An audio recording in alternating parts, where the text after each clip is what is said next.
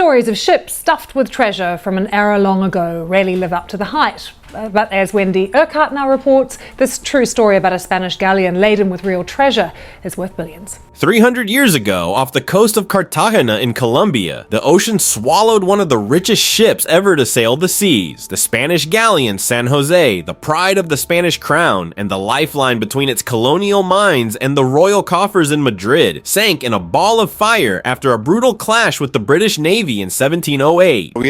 Our government decided that all that treasure is a national heritage and can't be divided, can't be separated. With it went almost 600 sailors, amount of value in the archaeological history and what can be gleaned there, but there's an unbelievable value in the gold and silver that's on this ship. When you're talking about going through an archaeological dig, you want to be as delicate as possible. And so to do that, it's going to be incredibly time consuming, more importantly, incredible. The figures outright. To me, it's almost meaningless to try to come up with a number now, she said. The estimates of the treasure hunters, to me, they're laughable.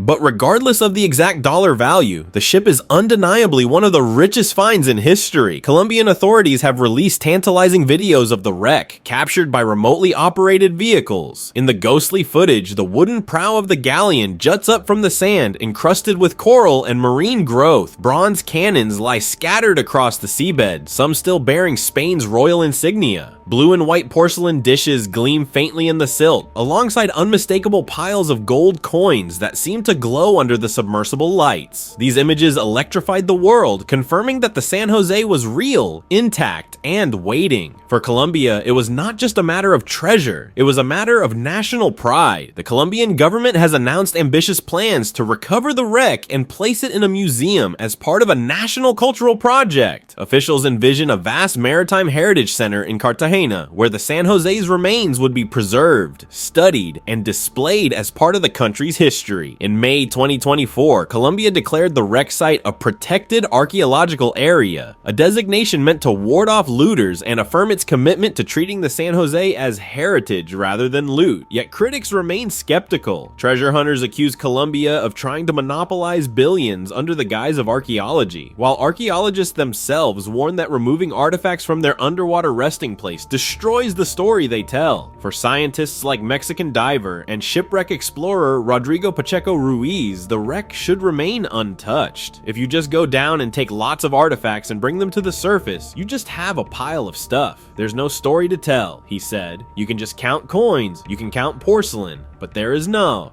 why was this on board? Who was the owner? Where was it going? The human story behind it.